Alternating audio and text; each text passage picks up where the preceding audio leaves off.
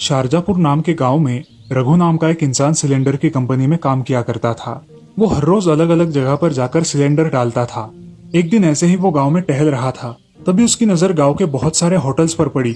उन होटल्स को भी सिलेंडर्स की जरूरत पड़ती थी, मगर सिलेंडर बहुत महंगे होने के कारण वो खरीद नहीं पाते थे। अरे, ये लोग तो सिलेंडर का यूज भी नहीं करते। अगर मैं इन्हें छोटे सिलेंडर बेचूं तो? रघु अब छोटे सिलेंडर बेचने का बिजनेस शुरू कर देता है। सिलेंडर कम दाम में मिलने के कारण लोग भी उसे खरीदते थे। अब रघु गांव में बाकी लोगों को बड़े सिलेंडर बेचा करता था, और जो छोटे सिलेंडर है वो गांव के ढाबे वालों को, ठेले वालों को बेचा करता था। रघु ने उसके धंधे के साथ एक मशीन भी खरीद ली, जो बड़े सिलेंडरों की गैस निकालकर छोटे सिलेंडरों में भरा करती थी। ऐसे ही बहुत दिन बीत जाते हैं और रघु अपना धंधा बहुत अच्छी तरीके से करता है। वो बड़े सिलेंडरों की थोड़ी थोड़ी गैस निकालकर अपने छोटे सिलेंडरों में भरता गया, और अब गांव के लोग उस सिलेंडर को खरीदने लगे। ऐसे ही एक दिन, अरे भाई, इस महीने तो मेरे घर का सिलेंडर एक ही महीने गया, हमेशा तो 2 महीने जाता है। आपने ज्यादा इस्तेमाल किया होगा, इसलिए ज्यादा लगा होगा। क्या पता, अगली बार करके देखता हूँ। अब कुछ दिन बीत जाते हैं और रघु सरपंच के घर सिलेंडर देने जाता है। अरे आओ सिलेंडर वाले, इस बार तो मेरा सिलेंडर जल्द ही खत्म हो गया। ऐसे कैसे? हमारे घर में तो सिर्फ हम 2 लोग ही है। अरे सरपंच जी, हो जाता है ऐसा कभी कभी। इस सिलेंडर में अब नेचुरल गैस आता है, जो कि बहुत महंगा होता है, और महंगा होने के कारण तुम लोग बोलते हो कि जल्द खत्म हो जाता है। ऐसा बोल के रघु वहां से निकल जाता है। अब रघु गांव में ऐसे ही बहुत से लोगों को इसी तरह पट्टी पढ़ाता है, और लोग उसके झांसे में फंस जाते हैं। एक दिन गांव के रिटायर्ड मास्टर के घर में भी यही समस्या हुई। जल्द ही उनका सिलेंडर खत्म हो गया। अरे रघु, इस बार भी मेरा सिलेंडर जल्द ही खत्म हो गया। अरे नहीं मास्टर जी, आपने ही ज्यादा यूज किया होगा इस सिलेंडर का। अरे नहीं रघु, ऐसा तो कुछ इस महीने इससे बनाया नहीं, लेकिन इतने जल्दी खत्म हो गया। रघु कुछ भी कारण बता देता है और अपना धंधा जोर से शुरू ही रखता है। ऐसे ही बहुत दिन बीत जाते हैं। अब गांव वालों को ये बात खटकने लगती है। एक दिन सारे गांव वाले जमा होकर बातें करते हैं। अरे गांव वालों, आजकल मेरे घर में सिलेंडर 1 महीना भी नहीं जाता। अरे सरपंच जी, मेरा भी कुछ ऐसा ही हाल है, हमारे यहाँ भी ऐसा ही हो रहा है। अरे सरपंच जी, हम सबके घरों के सिलेंडरों का भी यही हाल है। अब हमें इसके खिलाफ कुछ करना होगा, क्योंकि एक साथ सारे गांव वालों के सिलेंडर नहीं खत्म हो सकते। हम सब मिलके गैस एजेंसी में चले जाएंगे और इस बात की शिकायत करेंगे। हमें पता तो चले कि हो क्या रहा है। अब सारे गांव वाले गांव के ही पास एक बड़ी गैस एजेंसी थी, वहां चले जाते हैं। नमस्ते मैनेजर साहब। नमस्ते सरपंच जी, कहो कैसे आना हुआ?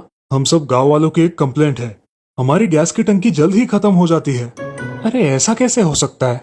गैस की टंकी तो सील होती है और कंपनी तो आपको पूरा बराबर माल देती है। आपको कोई परेशानी नहीं आनी चाहिए। ये कब से हो रहा है? अरे मैनेजर साहब, वो हमारे गांव का रघु है ना, वो हमें सिलेंडर बेचता है।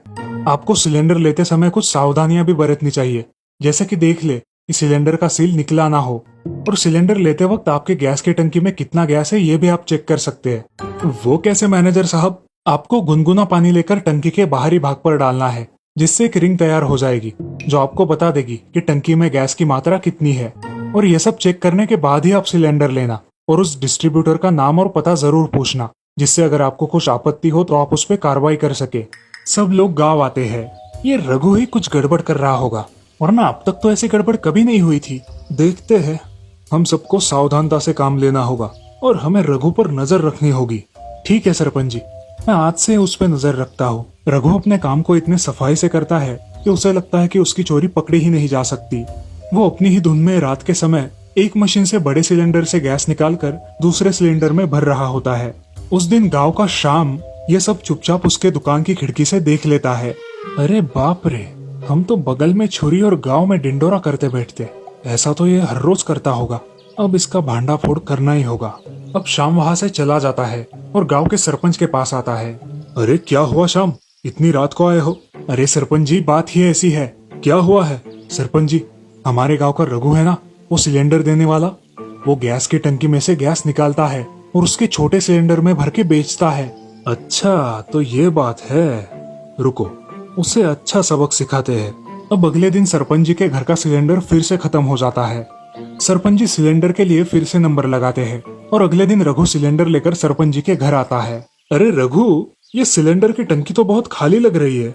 नहीं सरपंच जी, मैंने बोला था ना कि ये नेचुरल गैस है, इसलिए बहुत हल्का होता है। अरे इसका तो सील भी नहीं है। सील निकाल दिया क्या तूने? ऐसे बिना सील के सिलेंडर नहीं होता। अरे सरपंच जी, आप तो जानते हैं कि यहाँ के रास्ते कितने खराब है। आते आते सिलेंडर का सील टूट जाता है। अच्छा, इसका भांडा फोड़ कर ही दूंगा। सरपंच जी अब घर में जाकर गुनगुना पानी लेकर आते हैं और उस सिलेंडर पर डाल के देखते हैं। तभी सिलेंडर के बीचों बीच एक रिंग तैयार हो जाती है और रघु की चोरी पकड़ी जाती है। रघु बहुत डर जाता है। सरपंच जी बिना वक्त गवाए गांव वालों को बुलाते हैं और गैस ऑफिस के मैनेजर को भी फोन कर देते हैं। माफ कर दो सरपंच जी, गलती हो गई। चोरी करने वाले को माफी बिल्कुल नहीं। तभी पुलिस और उनके साथ मैनेजर भी आता है। पुलिस रघु को पकड़कर ले जाती है। धन्यवाद मैनेजर साहब, आप हमारे लिए इतने दूर आए, आपका बहुत बहुत शुक्रिया। धन्यवाद की कोई बात नहीं, ये तो मेरा कर्तव्य है। मगर आज के बाद आप सब गांव वाले सतर्क रहिएगा, ठीक है? मैं चलता हूँ। इस कहानी से हमें ये सीख मिलती है कि जिंदगी में कभी भी लालच नहीं करनी चाहिए, उसका नतीजा हमेशा गलत ही निकलता है। स्वर्णपुर नाम के राज्य में बापू नाम का एक मछुआरा रहता था। वो अपने परिवार के साथ बहुत खुश था। उसकी दो बेटियां थी, एक का नाम था संगीता और दूसरी का नाम था सारा। संगीता का स्वभाव बड़ा ही दयालु था। वो अपने पिता के सारे काम किया करती थी, मगर उसके विपरीत थी उसकी बहन सारा। उसका स्वभाव बहुत ही अलग था। वो किसी से ढंग से बात भी नहीं करती थी और खुद को बहुत ही सुंदर समझती थी। घर की पूरी जिम्मेदारी संगीता पर ही थी। सारा, जरा यहाँ आओ, मुझे तुमसे कुछ बात करनी है। हाँ बोलिए पिताजी, जल्दी बोलिए, मुझे जरा काम है। बेटी, इस घर में सिर्फ संगीता ही काम करती है, तुम क्यों नहीं उसके काम में मदद करती? क्या ये फिजूल की बात करने के लिए आपने मुझे यहाँ पे थमा के रखा था? मैं आपको एक बात बता दूं, ये आलतू फालतू के काम मैं नहीं करूंगी। आपको करना है तो करो, मुझे मत बताना। क्या बोल रही हो? पता है तुम्हें सारा? हाँ पता है, अब मैं बाहर जा रही हूँ। ऐसा कह के सारा बाहर चली जाती है। बापू को उसके बर्ताव का बहुत बुरा लगता है। वो अपने काम पर निकल जाते हैं। ऐसे ही बहुत दिन बीत जाते हैं, मगर उसके स्वभाव में कोई भी परिवर्तन नहीं आता। एक दिन उसके पिताजी बहुत बीमार हो जाते हैं और बिस्तर पकड़ लेते हैं। अब उनकी देखभाल संगीता ही करती है। बदकिस्मती से उसके पिताजी कुछ दिनों बाद गुजर जाते हैं। अब उनके घर में कमाई का कोई जरिया नहीं रहता। संगीता और सारा के खाने के भी लाले पड़ते हैं, लेकिन अब संगीता अपना दुख छोड़कर बाजार में अपने पिताजी का कारोबार चलाने लगती है। संगीता खुद ही मछली तालाब से पकड़कर लाती और बाजार में बेचा करती थी, लेकिन इस काम के बारे में उसे ज्यादा कुछ पता ना होने के कारण उसे बहुत परेशानी हो रही थी। लेकिन फिर भी वो बहुत मेहनत किया करती थी। उन दोनों का घर का गुजारा होना बहुत मुश्किल हो रहा था। ऐसे ही एक दिन संगीता ने सारा से कहा, अरे सारा, मुझे ये मछली पकड़ने के काम में तुम्हारी मदद लगेगी। मुझे अकेले से नहीं हो पाएगा, क्या तुम मेरी मदद करोगी? मैंने तुम्हें कितनी बार बताया है, मुझे काम मत बताया करो। मैं तुम्हारा कोई भी काम नहीं करूंगी, तुम्हें करना है तो करो। अगर ऐसा ही रहा तो मैं क्या करूंगी? मुझे अकेले से नहीं हो पाएगा ये सब, मैं क्या करूं? ऐसा कह के संगीता बहुत उदास हो जाती है और रोने लगती है। ये सारे लोग ऐसा समझते हैं कि मेरा जन्म काम करने के लिए हुआ है, मगर मुझे तो कोई राजकुमार लेके जाएगा और तब यही लोग मेरे हाथ पांव जोड़ेंगे। ऐसा कह के सारा अपनी खूबसूरती निहारती रहती है और खुद को बहुत महान समझने लगती है। ऐसे ही एक दिन संगीता मछलियां पकड़ने के लिए तालाब पर जाती है। बारिश होने के कारण संगीता तालाब पर जाते जाते भीग जाती है और अब ठंडी के कारण मछलियां पकड़ने में सक्षम नहीं होती। जैसे तैसे वो थोड़ी बहुत मछलियां पकड़कर उन्हें गांव में जाकर बेचती है। मछलियां बेचकर वो घर चली जाती है। उसे तेज बुखार चढ़ जाता है और वो लेट जाती है। तबीयत ठीक न होने के कारण वो खाना नहीं बना पाती। तभी सारा उसके पास आती है और बोलती है, ए संगीता, आज क्या हुआ है तुम्हें? खाना क्यों नहीं बनाया तुमने? सारा, मुझे ठीक नहीं लग रहा, इसीलिए मैंने खाना नहीं बनाया। आज के दिन तुम ही खाना बना दो। तुम क्या मुझे मूर्ख समझती हो?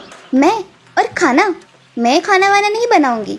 घर में कुछ फल है वो खा लूंगी, तुम तुम्हारा देख लो। अरे ऐसा मत करो सारा, कुछ तो बना दो।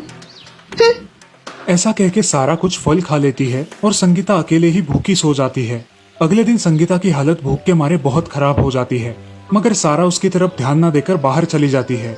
अब संगीता लड़खड़ाते हुए उठती है और मटके में से पानी पीती है और उसी हालत में मछली पकड़ने तालाब पर जाती है। वहां जाकर अपने पिताजी की याद में वो रोने लगती है। तभी उसे किसी की आवाज सुनाई देती है, संगीता, संगीता, मैं हूँ। कौन है? संगीता, मैं हूँ, तालाब। तुमने मुझे देखा नहीं, मगर मैं तुम्हें हर रोज देखता हूँ। क्या हुआ है, आज इतना रो रही हो? क्या तुम बोल सकते हो? हाँ, मैं बोल सकता हूँ। मैं एक जादुई तालाब हूँ। क्या करूँ तालाब, ये गरीबी और मेरी बहन के स्वभाव के कारण मैं ऊब गई हूँ। संगीता अपनी सारी कहानी तालाब को सुनाती है। अब तालाब भी उसकी कहानी सुनकर सुन्न हो जाता है। उसकी हर रोज की मेहनत भी वो देख रहा था, इसलिए उस तालाब को उसकी दया आ जाती है और वो उसकी मदद करने के बारे में सोचता है। अब तो ऐसे लगता है कि मेरे जीवन में कुछ शेष ही नहीं है, जीने की इच्छा ही नहीं है। जो होगा वो देखा जाएगा। संगीता, इस पानी को हाथ में लेकर तुम्हें जो चाहिए वो मांग लो, तुम्हें सब मिल जाएगा। हे जादुई तालाब, मुझे और मेरी बहन के लिए साल भर का अनाज चाहिए। क्या तुम मेरी ये इच्छा पूरी कर सकते हो? संगीता, तुम्हारी ये इच्छा पूरी हो गई है। तुम्हारे घर पे साल भर का अनाज पहुंच गया है। अब तुम्हें और क्या चाहिए संगीता? मुझे और कुछ नहीं चाहिए जादुई तालाब। तुम हर रोज सिर्फ मुझसे ऐसे ही बातें किया करना, जिससे मुझे दोस्त मिल जाएगा अपना सुख दुख बांटने के लिए। ठीक है संगीता। अब संगीता घर चली जाती है और देखती है तो उनके घर में ढेर सारा अनाज होता है। अनाज देखकर संगीता बहुत खुश हो जाती है और उस अनाज से कुछ खाना बना के खा लेती है। तभी सारा घर आती है। संगीता, ये सारा अनाज कहाँ से लाया है तुमने? जमा किए हुए पैसों से लेके आई हो क्या? संगीता अब चुपचाप खड़ी रहती है और उसकी बात को अनसुना कर देती है। अब सारा को बहुत गुस्सा आ जाता है। नहीं बताना है तो मत बताओ, मुझे क्या। सारा बड़े गुस्से से वहां से चली जाती है। सारा का ये बर्ताव देखकर संगीता बड़ी चिंतित होती है। अगले दिन संगीता तालाब के पास चली जाती है। बोलो संगीता, क्या हुआ है? आज भी बड़ी चिंता में लग रही हो। हाँ जादुई तालाब, मुझे मेरी बहन की बहुत चिंता हो रही है। मैं उसके स्वभाव का क्या करूं? वो मुझसे ठीक से बात ही नहीं करती और खुद ही में मशगूल रहती है। हाँ, पता है तुम्हारी बहन का स्वभाव। तुम ऐसा करो, तुम उससे झगड़ा करके अलग घर में रहने के लिए जाओ, जिससे उसे तुम्हारी कीमत पता चले। मगर मेरे पास दूसरा घर नहीं है जिसमें मैं जाके रह सकूं। तुम जब घर पहुंचोगी तब तुम्हें तुम्हारा नया घर तुम्हारे पुराने वाले घर के पास ही मिल जाएगा। उसमें सारी सुख सुविधाएं भी होंगी, जिससे तुम आराम से जीवन व्यतीत कर सकोगी। धन्यवाद तालाब। अब संगीता घर जाने के लिए निकलती है। घर पहुंचकर देखती है तो उसके घर के पास एक बहुत बड़ा आलीशान घर होता है। उस घर को देख संगीता बहुत खुश हो जाती है। वो अपने पुराने घर में जाती है और सारा को ये सब बताती है। सारा, चलो उठो, हम दोनों के लिए कुछ खाना बनाओ। क्या बोल रही हो तुम? तुम्हारी अकल ठिकाने पे है ना? मैं और खाना? हाँ तुम। और कौन है इस घर में जिससे मैं बात करूंगी? चलो, आज का खाना तुम ही बनाओगी। मैं खाना नहीं बनाऊंगी। नहीं खाना बनाओगी तो इस घर से निकल जाना। मैं क्यों निकलूं? ये मेरे पिताजी का घर है। निकलना है तो तू निकल। संगीता अब उसका बर्ताव देखकर बहुत दुखी होती है और वहां से निकल जाती है। वो अपने नए घर में रहने के लिए जाती है। अब सारा अकेले ही उस घर में रहने लगती है, मगर उसे खाना बनाना ना आने के कारण उसके खाने के लाले पड़ते हैं। अब वो उदास रहने लगती है। संगीता सारा पर नजर रखे हुए थी। एक दिन संगीता खिड़की से झांक कर देखती है तो उसे सारा एक बेड पर सोई दिखाई देती है। संगीता को लगता है कि उसकी तबीयत ठीक नहीं है, इसलिए वो जल्दबाजी में तालाब के पास चली जाती है। हे जादुई तालाब, क्या मैं मेरी बहन से मिल सकती हूँ? उसकी तबीयत खराब है, ऐसा मुझे लग रहा है। संगीता, कल तक रुक जाओ, बाद में देखो तुम्हारी बहन का स्वभाव कैसे बदल जाता है। ठीक है तालाब, तुम मेरे सच्चे दोस्त हो, जो कठिन परिस्थितियों में भी मेरे साथ हो। दोस्त बोला है तो इतना तो करना ही पड़ेगा। अब संगीता वहां से चली जाती है और अगले दिन का बेसब्री से इंतजार करती है। अगले दिन सारा जल्द ही उठकर घर का काम करते हुए दिखाई देती है। ये देखकर संगीता सोच में पड़ती है। ऐसा कैसे हुआ? संगीता अपने बगीचे में टहलने जाती है। अचानक उसे देख सारा भागती हुई आती है और संगीता, मुझे माफ कर दो। मैंने तुम्हारे साथ बहुत बुरा बर्ताव किया है, मुझे माफ कर दो ना। सारा, मैंने तुम्हें कब का माफ कर दिया है। तुम मुझे मिल गई हो, बस मुझे और कुछ नहीं चाहिए। संगीता, तुम अब कहाँ रह रही हो? मैंने तुम्हारे साथ बहुत बुरा व्यवहार किया है। अब तुम चलो अपने घर, मुझे तुम्हारी बहुत जरूरत है। चलो सारा, तुम्हें एक नया घर दिखाती हूँ, जिसे देख तुम बहुत खुश हो जाओगी। अब संगीता उसे अपने नए घर में लेकर जाती है। सारा वो घर देखती ही रह जाती है। ये इतना आलीशान घर तुम्हारे पास कैसे आया? ये घर मुझे भगवान की कृपा से मिला है। अब तुम भी इस घर में रह सकती हो, क्योंकि तुम मेरी बहन हो। अब सारा और संगीता उस नए घर में खुशी खुशी रहने लगती है। संगीता तालाब के पास जाती है और उसे आवाज देती है। दोस्त, दोस्त, आज मैं बहुत खुश हूँ और ये खुशी मैं तुम्हारे साथ बांटना चाहती हूँ। क्या हुआ है संगीता, आज बड़ी खुश हो? हाँ दोस्त, मुझे मेरी बहन मिल गई है। उसका स्वभाव तो पूरा परिवर्तित हो गया है। अब वो मेरे साथ मेरे घर में रहती है। तालाब, ये सब तुम्हारी वजह से हुआ है। धन्यवाद। हाँ संगीता, तुम खुश हो तो मैं भी खुश हूँ। अब तुम दोनों को अगले 8 दिनों में इस गांव से हमेशा हमेशा के लिए चले जाना है। क्यों तालाब, हमसे कोई गलती हुई है क्या जो हम दोनों को इस गांव से जाना पड़ेगा? जल्द ही तुम दोनों के लिए आजमगढ़ राज्य के 2 युवराज आएंगे जो तुम्हारा हाथ मांगेंगे और तुमसे शादी करेंगे। तुम यहाँ से विदा हो जाओगी। अब तुम इस गांव में सिर्फ 8 दिन की मेहमान हो। जादुई तालाब, मुझे तुम्हारी बहुत याद आएगी। तुम मुझे जब भी सच्चे मन से याद करोगी मैं तुम्हारे पास आ जाऊंगा। सच में तालाब? सच में। अब संगीता खुशी खुशी घर लौट जाती है और सच में 8 दिनों के बाद 2 राजकुमार घोड़े पर सवार होकर संगीता और सारा के घर के पास आते हैं। अब उस बड़े राजकुमार को संगीता बहुत पसंद आती है और दूसरे राजकुमार को सारा पसंद आती है। जी, आपके घर में कोई बड़े हैं? मैं उनसे बात करना चाहता हूँ। नहीं, हमारे घर में कोई बड़ा बुजुर्ग नहीं है। हम दोनों बहनें ही हैं इस पूरे घर में। आपको जो बात करनी है आप मुझसे कर सकते हो। हम दोनों यहाँ हमारी रानियों की खोज में आए थे। हम दोनों आजमगढ़ के राजकुमार हैं और हम हमारी रानियाँ खुद पसंद करते हैं। मुझे आप पसंद आई हो। क्या आप मेरी रानी बनोगी? और क्या आप मेरी रानी बनोगी? मुझे आप पसंद आई हो। हाँ। अब वो 2 राजकुमार दोनों बहनों को अपने साथ अपने राज्य में लेकर जाते हैं और वहाँ उनकी धूमधाम से शादी की जाती है। अब संगीता और सारा खुशी खुशी राजमहल में रहने लगती है। इस कहानी से हमें ये सीख मिलती है कि कठिन समय में होश से काम लेना चाहिए। जो भी संकट आए उसका डटकर सामना करना चाहिए। शाहपुर नाम के राज्य में सहदेव नाम का आदमी अपनी पत्नी सविता के साथ रहता था। वो कपड़े धोने का काम किया करता था। दिन भर की जो भी कमाई होती थी वो अपनी पत्नी को दे देता था। दोनों सुकून से अपना जीवन व्यतीत कर रहे थे। अजी सुनते हो, मुझे एक हार चाहिए, वो भी सोने का। अरे भाग्यवान, अभी तो हमारे पास पैसे नहीं है। जब पैसे आ जाएंगे तब खरीदेंगे। तुम्हारा हमेशा का ही है, कुछ भी मांगो मुंह पे ना ही है। कुछ पीछे भी रखा करो, वरना हमेशा की तरह गरीबी में ही जीवन व्यतीत करना पड़ेगा। हाँ ठीक है ना, अब बस भी करो।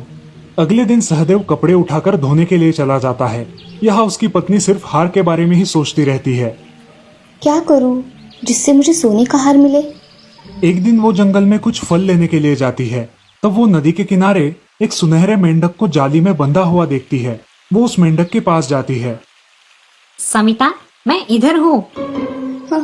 कौन है? तुम बोल सकते हो? हाँ सविता, मैं बोल सकता हूँ। मैं एक जादुई मेंढक हूँ। इन मछुआरों ने मुझे यहाँ बंदी बनाकर रखा है। समिता, कृपा करके मुझे बचा लो। मैं तुम्हारी कोई भी 3 इच्छाएं पूरी करूँगा। क्या मैं जो भी मांगू वो इच्छा पूरी हो जाएगी? हाँ हाँ, तुम मुझे छुड़वा तो दो, फिर देखो कमाल। सविता मेंढक को जाली से रिहा कर देती है। देखते ही देखते वो सुनहरा मेंढक अब बड़ा हो जाता है और बोलने लगता है। मांगो सविता, क्या मांगना है, मगर एक शर्त है। तुम्हें जो भी मिलेगा उसका दुगना तुम्हारे पति को मिलेगा। अगर शर्त मंजूर है तो मांगो। मुझे इस दुनिया में सबसे ज्यादा खूबसूरत दिखना है। मुझसे ज्यादा खूबसूरत इस दुनिया में और कोई ना हो। अरे तुम्हारा पति तुमसे दुगना सुंदर हो जाएगा। उसके पीछे सारी औरतें लग जाएंगी। हाँ, होने दो, क्योंकि मैं अकेली ही इतनी सुंदर रहूंगी तो मेरा पति मेरा ही रहेगा। वो किसी और को क्यों देखेगा? उसकी तेज अकल देख मेंढक खुश हो जाता है। ठीक है, तथास्तु। ऐसा कहते ही सविता बहुत सुंदर और रूपवान औरत बन जाती है तो उसका पति दुगना सुंदर बन जाता है। मेंढक बोलता है, अब तुम खुश हो? हाँ, बहुत खुश हूँ। अब तुम्हारी दूसरी शर्त बताओ, मैं वो भी पूरी कर दूंगा। अब मेरी दूसरी शर्त है कि मैं इस दुनिया की सबसे अमीर औरत बन जाऊं। फिर से बोल रहा हूँ, तुमसे ज्यादा अमीर तुम्हारा पति बन जाएगा। जो भी मेरा है वो उनका है और जो उनका है वो मेरा है, तो आप उसकी चिंता मत करो। तथास्तु। सविता बहुत अमीर बन गई थी और उसका पति उससे दुगना अमीर बन गया था। अब खुश हो तुम? हाँ सुनहरे मेंढक, मैं बहुत खुश हूँ। अब तुम्हारी तीसरी शर्त मांग लो। सोच समझ कर मांगना। अब ये तीसरी और आखिरी शर्त है। मैं चाहती हूँ कि मेरे जीवन में मुझे एक ऐसा हीरा मिले जो कि सिर्फ मेरा हो, वो मेरे पति को ना मिले। ऐसा तो नहीं हो सकता कि तुम्हें मिले और तुम्हारे पति को ना मिले। तुम कोई दूसरा वरदान मांग लो। तो ठीक है, आपको मैं जब भी पुकारूं आप मेरे सामने आ जाना। ठीक है, तथास्तु। सविता अब घर चली जाती है और अपने घर को बहुत बड़े घर में परिवर्तित देख खुश हो जाती है। अब उसका पति भी इतना सुंदर हो गया था कि वो उसे देखती ही रह गई। अरे ये सब कैसे हुआ? हम ऐसे इतने जल्दी अमीर कैसे हो गए? और मैं इतना सुंदर कैसे बन गया? सविता ने जंगल में हुआ पूरा किस्सा अपने पति को बताया, लेकिन उसकी तीसरी शर्त के बारे में कुछ नहीं बताया। अब वे दोनों खुशी खुशी रहने लगे। उन्हें किसी भी चीज की कोई जरूरत नहीं थी। वो गरीब लोगों की मदद करने लगे, लेकिन उनके जीवन में एक समस्या थी। उन्हें अब तक कोई संतान नहीं थी, इसलिए वे दोनों उदास रहते थे। ऐसे ही एक दिन, जादुई मेंढक, अब कहाँ हो? मुझे आपसे बात करनी है। तभी वो जादुई मेंढक वहां प्रकट हो जाता है। बोलो सविता, क्या बात है? तुमने मुझे बुलाया? हाँ, हे जादुई मेंढक, मेरे पास तुम्हारा दिया सब कुछ है, मगर हम दोनों को कोई संतान नहीं है। मैं चाहती हूँ कि आप हमें एक संतान दिला दे। लेकिन सविता, तुमने तुम्हारे तीनों वरदान खत्म कर दिए हैं। अब मैं तुम्हारी कोई सहायता नहीं कर सकता। नहीं नहीं जादुई मेंढक, ऐसा मत कहो। चाहो तो मेरे तीनों वरदान वापस ले लो, बस हम दोनों को एक संतान दे दो। मैं तुमसे हाथ जोड़ती हूँ। सविता, हमें अपने जीवन में आवश्यक चीजों की ही मांग करनी चाहिए। क्योंकि तुमने मेरी जान बचाई थी, सिर्फ इसीलिए मैं तुम्हारी ये इच्छा पूरी करने जा रहा हूँ। लेकिन अपनी इस गलती को दोबारा मत दोहराना। तुम्हें इस साल भर में ही पुत्र की प्राप्ति होगी। वो बहुत तेजस्वी और होनहार होगा। तथास्तु। सविता को अपनी गलती का एहसास हो जाता है। मेंढक का दिया आशीर्वाद सच हो जाता है। साल भर में ही सविता को पुत्र प्राप्ति होती है और उनके जीवन में खुशियां ही खुशियां भर जाती है। इस कहानी से हमें ये सीख मिलती है कि हमें जिंदगी में सही चीजों का चुनाव करना चाहिए। लालच में आकर हासिल की हुई चीजों का ज्यादा मूल्य नहीं होता। काशी नाम के एक गांव में राजू नाम का एक आदमी होटल में काम किया करता था। वो हर प्रकार के व्यंजन अच्छे से बना लेता था।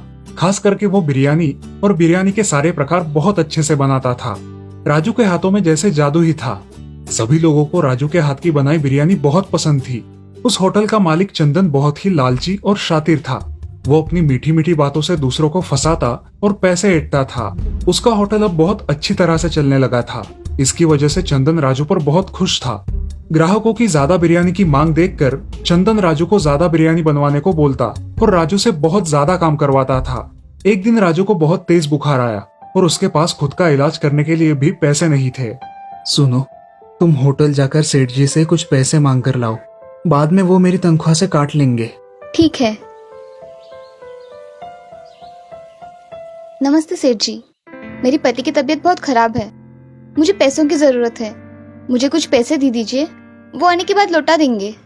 भाभी जी, आपको तो पता ही है कि आजकल धंधा कैसे चल रहा है। फिर राजू जब तक काम पर नहीं आएगा तब तक तो मेरा नुकसान ही है ना। ठीक है, अब आप आ ही गई हो तो ये 100 रुपए लेकर किसी अच्छे अस्पताल में उसका इलाज करवाइए। जाइए। पत्नी वो 100 रुपए लेकर चली जाती है और सोनार के दुकान पर जाकर अपने जेवर बेच के अपने पति का अच्छे से इलाज करवाती है। जब राजू ठीक हो जाता है तो वो अपनी पत्नी के जेवर ना देख के उसे प्रश्न करता है। पत्नी जो सब हुआ वो उसे बता देती है और रोने लगती है। उस दिन राजू होटल जाता है। आज से तुम्हारा यहाँ कोई काम नहीं है। मैं तुम्हारे भरोसे 15 दिन अपना होटल बंद नहीं रख सकता। मैंने तुम्हारे बदले में कोई और ले लिया है। अब मुझे तुम्हारी कोई जरूरत नहीं। राजू वहां से उदास मन से चला जाता है और घर में आकर मायूस होकर बैठता है। क्या हुआ आपको? आए हो तब से मायूस हो, कुछ बोलोगे? अरे जरा चुप भी रहो। यहाँ मेरी नौकरी चली गई है और तुम मायूस होने की बात कर रही हो। क्या आपको उन सेठ जी ने निकाल दिया? आप इतनी मेहनत करते थे, उसके बावजूद उन्होंने निकाल दिया? हाँ, अब मेरे पास तो पैसे भी नहीं है। क्या करूँ? और यहाँ पर जल्दी नौकरी भी नहीं मिलेगी। मेरे मन में एक अच्छी कल्पना आई है। अगर हम बिरयानी बनाकर बेचेंगे तो हमारी बिरयानी सबको पसंद आएगी और आपको नौकरी करने की भी चिंता नहीं होगी। वैसे भी आपके हाथों का स्वाद तो लोगों को पता ही है। सब बातें सही है भाग्यवान, लेकिन पैसे कहाँ से लाएंगे? पत्नी ने अपने बचाए हुए पैसे निकाले और राजू से बोली, ये लीजिए, अब तो कोई चिंता नहीं है ना, इससे हमारा काम हो जाएगा। पत्नी की ये कल्पना राजू को पसंद आती है। वो एक ठेला किराए पर लेता है और पहले दिन एक बर्तन भर के बिरयानी बनाता है।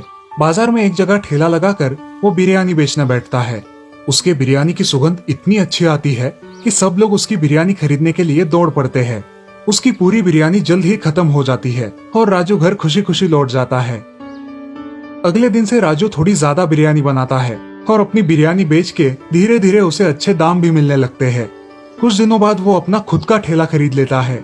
देखते ही देखते राजू का बिजनेस बहुत अच्छी तरह से चलने लगता है। ये बात चंदन को जब पता चलती है तब चंदन उसके ठेले पर आता है। अरे राजू, कैसे हो? मैं सोच रहा हूँ कि तुम्हें अपने होटल में फिर से नौकरी पर रख लूं। क्या विचार है तुम्हारा? धन्यवाद सेठ जी, लेकिन मुझे अब आपके यहाँ काम नहीं करना। मेरा ये छोटा सा ठेला ही मेरे लिए अच्छा है, कम से कम इज्जत तो मिलती है। चंदन को जो समझना था वो समझ गया और वहां से चला गया। जब राजू उसके होटल में काम किया करता था तब उसका होटल बहुत अच्छे से चलता था, लेकिन अब राजू ना होने के कारण उसका होटल पहले जैसे नहीं चल रहा था। अपनी लालच की वजह से उसका बहुत नुकसान हुआ था। इस तरफ अब राजू एक बड़े होटल का मालिक बन गया था। अब उसके पास सब कुछ था और वो गरीब लोगों की मदद भी करने लगा था। राजू अपने गांव में बिरयानी वाला राजू इस नाम से बहुत प्रसिद्ध हो गया। तो दोस्तों, इस कहानी से हमें ये सीख मिलती है कि हमें खुद के स्वार्थ के लिए दूसरों का शोषण नहीं करना चाहिए।